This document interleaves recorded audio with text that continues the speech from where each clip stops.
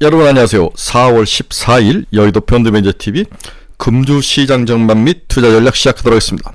여러분 주말 오후입니다. 네, 잘 지내고 계십니까?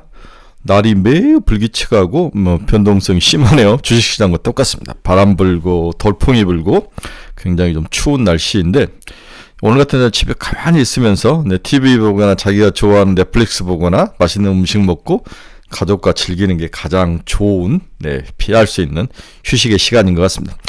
저도 오늘 하루 종일 잠깐 종교활동하고 와서 다양하게 이것저것을 보고 여러분들에게 뭔가를 해주고 싶은 막 열정은 있는데 뭘 어떻게 해야 될지 생각을 정리하다가 오후 늦게 이렇게 여러분들과 함께 유튜브를 통해서 만나게 됐습니다. 우리 함께 같이 다음 주 시장을 한번 분석해보고 뭔가 투자 전략을 세워보도록 하겠습니다. 관세 변화 초입에 들어오는 것 같다. 관세 변화 초입.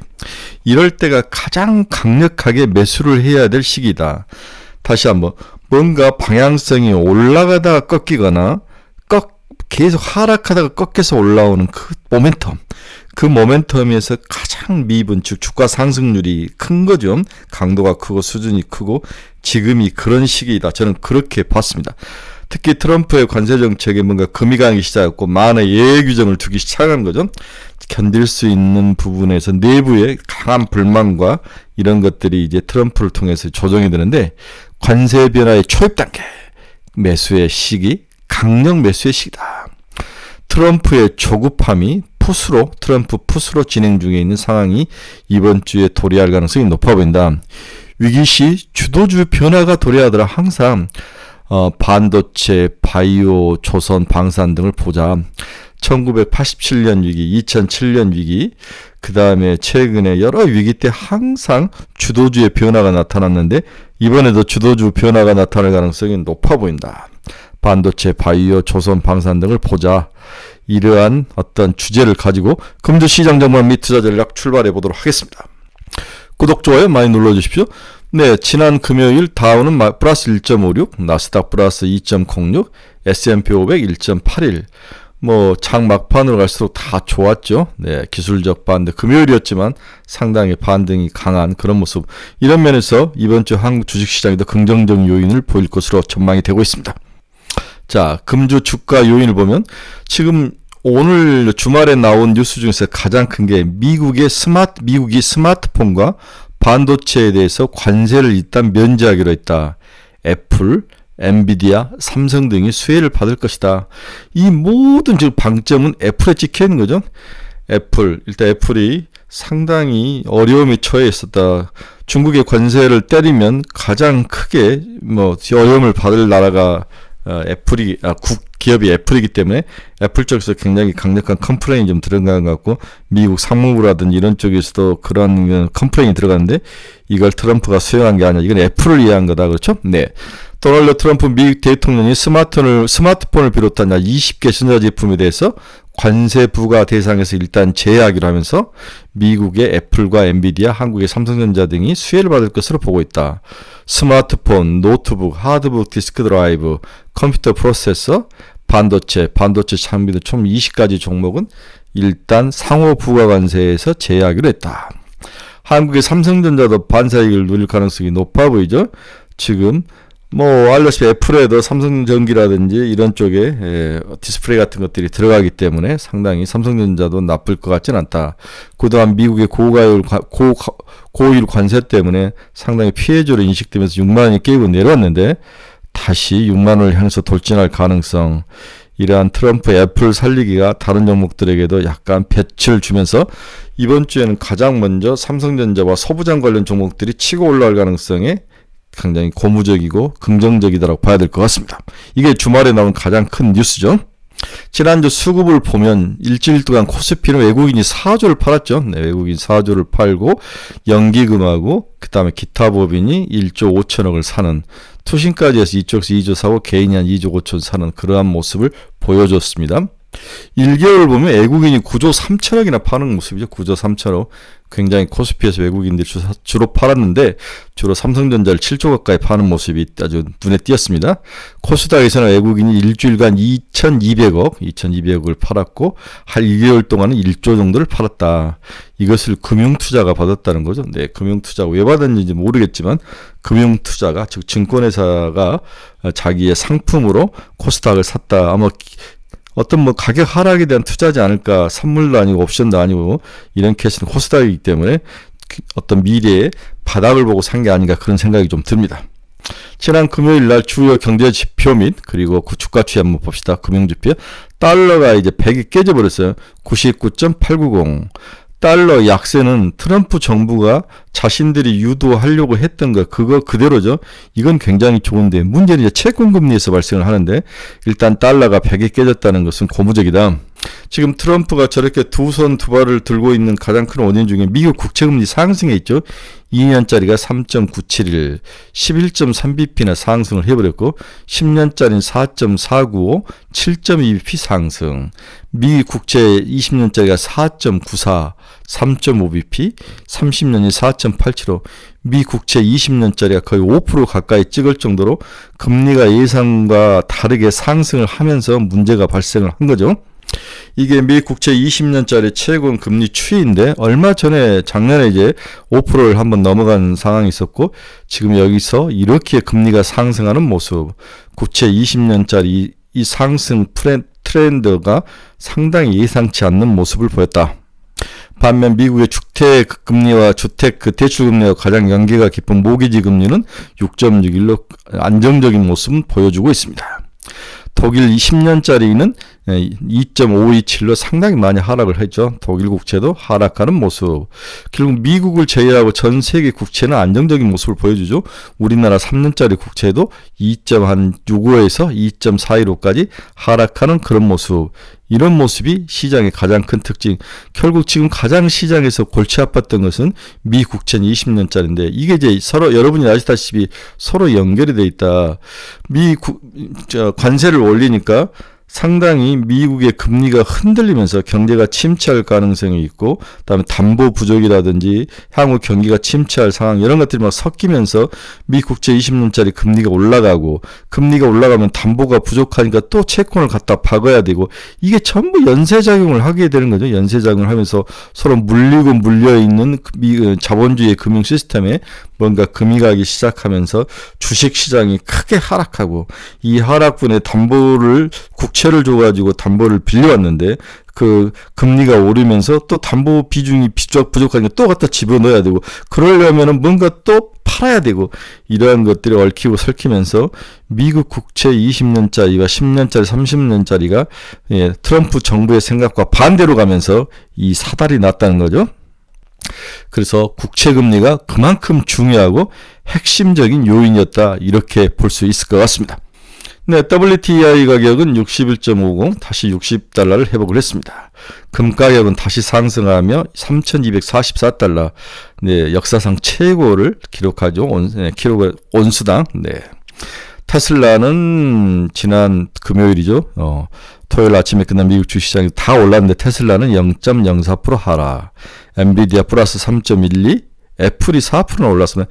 이건 전부 애플을 살리기 위한 여러 가지 상황이 있었는데 이번에 이제 관세에서 이러한 핸드폰 같은 것들을 상호관세 면제해주면서 애플이 가장 큰 수혜를 받을 것이다. 애플.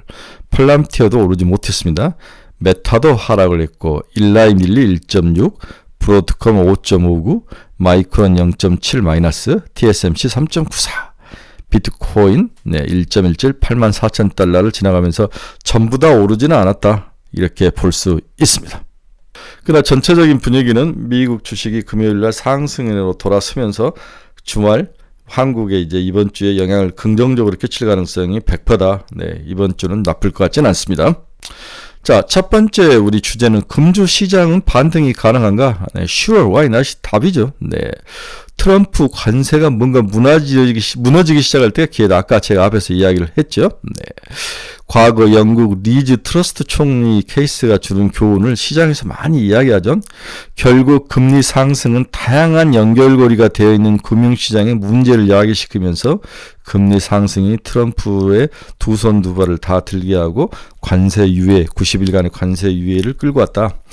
미국 금리 급등이 주목받으면서 2022년 영국 금리 급등발 리즈 트러스 총리가 사퇴가 다시 재조명이 되고 있습니다. 보리스 존슨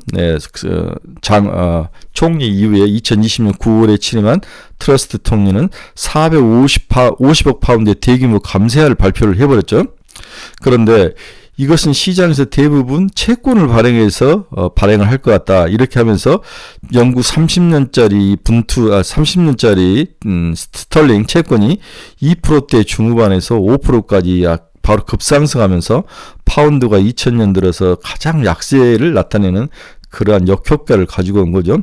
더욱이 당시는 세계가 팬데믹 이후 글로벌 인플레이션으로 금리 상승 압력을 받고 있는 시기에 금리가 오르고 이러면서 스털링 통화가 영국 파운드가 박살이 난 거죠. 네, 영국 연기금들의 LDI, 리버티 드리븐 인베스트 파생 투자의 마진콜이 발생했다. 그렇죠.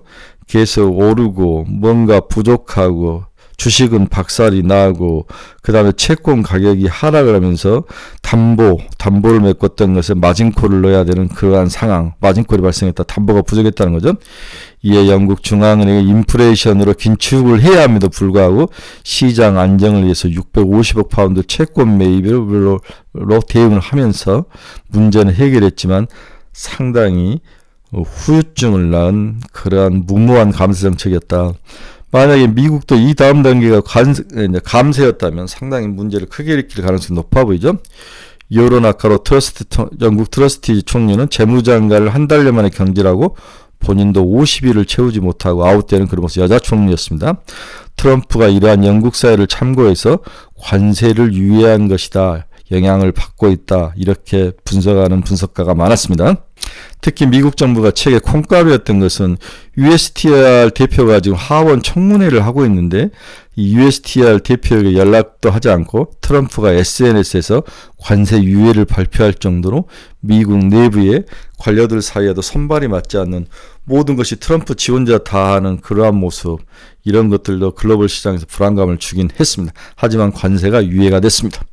따라서 이번 관세 유예로 어떤 트럼프 관료 중에서 파우가 핵심 이니셔티브가 베센트 장관 쪽으로 넘어가는 모습. 이분은 이제 월스트리트의 출신이기 때문에 월스트리트가 얼마나 서로 뭔가가 연결되어 있고 국제금리 상승이 어떤 리스크를 가져올지를 잘 아는 거죠. 그래서 베센트가 트럼프를 설득해서 마라고에 가서 설득을 해서 관세 유예를 이끌어냈다. 이렇게 봐야 될 것 같습니다. 결국 월스트리트 내부에 그 사슬처럼 서로 연결되어 있는 순환구조, 하나가 무너지면 다른 하나가 무너지고 또 무너지고, 이러한 것들 결국은 주가 하락이 이 모든 것들을 일으키는 원인이 되는데 그 주가 하락을 이끄는 게 관세였다는 거죠. 따라서 관세를 90일간 좀 유예를 하면서 시간을 가지고 천천히 하자. 지금 뭐 15개 국가가 우리하고 지금 관세 협상을 하려고 오기 때문에 반은 성공한 건다, 실패가 아니다. 그래서 자존심이 센 트럼프를 설득했다. 이런 이야기들이 계속 기사를 통해서 흘러나오는 거죠. 따라서 이렇게 좀 뭔가 논리를 가지고 있는 장관의 말을 잘 기울이 listen carefully 하고 트럼프가 관세 90일 유예에 동의했다라고 볼 수 있을 것 같아요. 그래서 최근에 국채금리가 이렇게 반등을 하고 변동성이 이렇게 올라가고, 그래서 주식, 채권, 파생상품, 이러한 것들이 서로 얽히고 설켜 있는 이 구조에서 어느 트리거가 하나 확 풀리면 다른 모든 것들이 스스로 풀려가 나갈 수밖에 없는, 문제를 일으킬 수밖에 없는 글로벌 시장의 구조에 손을 든 게 아닌가, 이렇게 지난주에 미국 시장을 이해해야 되는 거죠. 그렇다면 관세 유예가 결국은 이 풀려져 있는 핀을 다시 하나하나씩 채울 수밖에 없다. 그렇다면 주식시장을 상승을 이끌어야 되고, 그걸 통해서 뭐 부족했던 돈을 다시 채우는 것들도 다시 서서히 좀 줄어들고, 그럼 채권 금리가 조금씩 내려가면서 안정을 찾을 수밖에 없다. 마진콜 발생을 줄이고, 그래서 지금 달러는 생각만큼 잘 내려가고 있는데, 약세로 돌아가고 있는데, 금리가 내려가야 수출주, 달러 약세는 수출주들에게 유리하고, 금리가 좀 내려가야 미국 정부의 이자 부담이 줄어지는데, 하나는 성공했는데, 금리라는 아주 중요한 키 포인트에서 문제가 발생을 했고 그것을 풀기 위한 작업이 진행이 됐고 90일 관세 유예가 이번 주에 글로벌 증시에 바람을 몰아넣고 여기에 주말에 나온 여러 가지 애플을 살리기 위한 핸드폰에 대한 상호관세를 취소하는 그런 모습, 이것들이 이제 선순환을 다시 채워가는 구조로 들어왔다고 볼 수 있습니다. 따라서 이번 주에 미국 주가나 한국 주식시장에서는 긍정적 요인이다. 지금이 살 때이고 반등력이 가장 셀 것이다.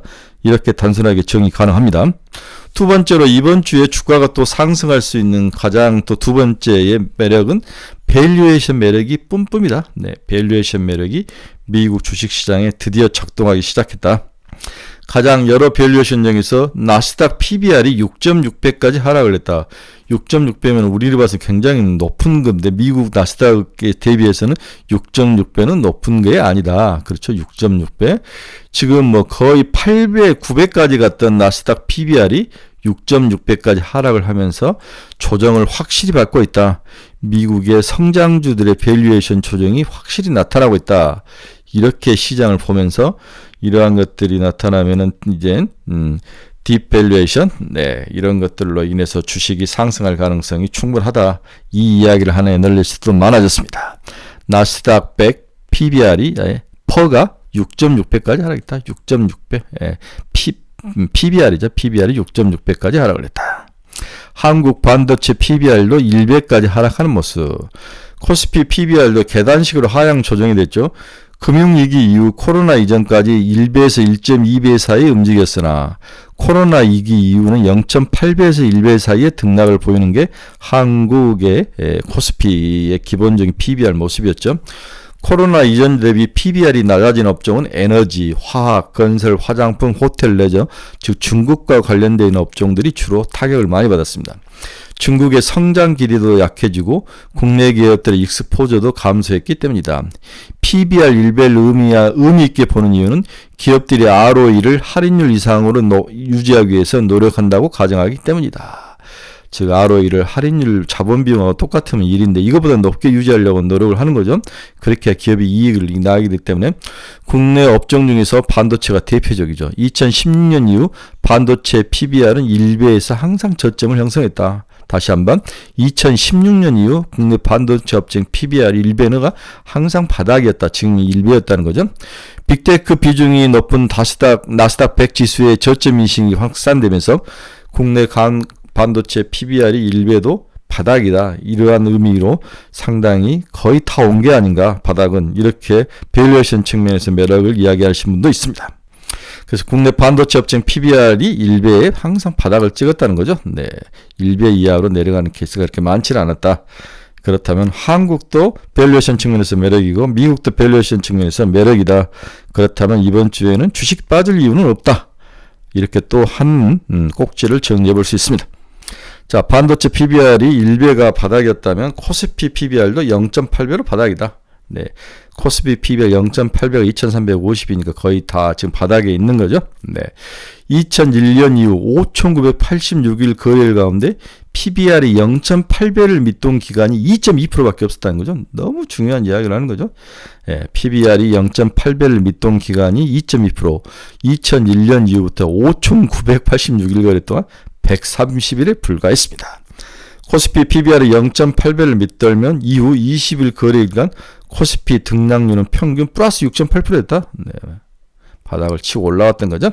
코스피는 여전히 매도보다는 매수가 유리한 구간으로 판단된다. 국내 주식 투자 비중을 늘려야 할 때다. 이렇게 정리를 해볼 수 있습니다. 자, 결론적으로 한번 봅시다. 위기시 늘 주도주 변화가 나타났다. 위기시에 늘 글로벌 시장도 그렇고 주도주의 변화가 나타나는 거죠. 중장기적인 관점에서 보면 매크로 환경 변화를 감안을 우리가 염두에 둘 필요가 있습니다. 단기적으로 미국 10년물 국채금리가 급등하면서 트럼프 대통령을 중국을 제외한 상호관세 유예를 발표를 했죠. 원했던 달러 약세, 무역수지 적자 축소와 국채금리 하락, 정부 이자 지출 축소, 이 두 가지의 큰 어떤 기둥을 가지고 하다가 하나는 잘 되고 있는데 무역수지 적자 축소, 달러 약세는 잘 되고 있는데 금리가 상승을 하면서 금리 하락을 유도하려고 했던 미국 정부의 한 축이 바퀴가 고장이 난 거죠. 그러면 이렇게 구루마가 달려가다가 한쪽이 고장나면 쓰러지죠. 네, 쓰러지면서 문제가 덜크당 크게 안쪽으로 쏠리면서 뒤집어졌는데 그걸 다시 바퀴를 고치는 과정, 금리를 내리기 위해서 관세를 유예하고 다음에 미국의 애플 같은 기업들을 살려주기 위해서 관세를 또 철회해주고 이러한 변화를 지금 겪고 있다. 그래서 두 바퀴가 다시 규정을 찾으면 잘 달릴 수 있는 거죠. 향후 매크로 환경은 달러 약세와 미국 금리 하락 방향성 진행 가능성에 달려있다. 달러 인덱스와 미국 10년물 국채금리 하락 시 전통적으로 주가 강세와 함께 영업이익률이 상승하는 업종에 대한 관심이 중장기적으로 시장을 리딩을 했다는 거죠. 2007년 이후 분기 기준으로 달러 인덱스와 미국 10년 국채물 금리 하락 시 S&P 500 지수 내에서 소프트웨어, 자본재, 부동산 업종의 주가 수익률이 높았고 영업이익 개선율이 폭이 컸다는 거죠. 네. 코스피 내에서도 철강, 운송, 소프트웨어, 2차 전지가 영향을 받았는데 중장기적, 장기적 관점에서는 위기는 주도주를 바꾼다. 이 영원한 이 진리를 여러분이 믿으셔야 됩니다. 1987년 블랙먼데이에서 주도주가 IBM에서 코카콜라로 바뀌었고 2008년 글로벌 금융위기에서 엑슨모빌에서 애플로 바뀌었고 2020년 코로나 팬데믹 위기에서 애플에서 엔비디아로 주도주가 바뀌었습니다. 이제 관세 전쟁에서 엔비디아에서 뭘로 이제 주도주가 바뀔까? 이 주도주를 찾아내야 되는 거죠. 네. 다만 관세 부과 이후 영향을 고려할 필요가 있어 상반기보다는 하반기에 기업 선별 시 매출 추정치 변화에 대한 중요성이 높아질 것이다. 따라서 이제 시장의 안정을 찾으면 차츰차츰 시장의 기본적인 키포인트인 영업이익률, 영업이익이 좋은 기업으로 눈이 돌아갈 것이다. 지금은 바닥에 있던 것들이 툭툭 치고 올라갈 가능성이 높아 보이는 거죠. 네, 저희 카페에 제가 추천하는 종목 10종목을 올려놨습니다. 그래서 여러분들이 카페에 오셔서 추천 종목 10선을 보시기 바랍니다. 네, 이번 주에는 시장이 나쁘지 않다. 미국이 정상을 참작해가고 관세조정도 희석이 돼가고 다음에 애플을 살리기 위한 반도체, 핸드폰, 반도체 관련된 여러 가지 또 데이터 센터에 관련된 여러 가지 제품, 소재 제품들에 대해서 관세를 좀 유예해주는 모습, 이러한 것들이 시장에 상당히 긍정적인 영향을 미칠 것이다. 우리나라는 반도체, 조선, 방산, 바이오 업종이 최근에 상당히 치고 올라가면서 좋죠.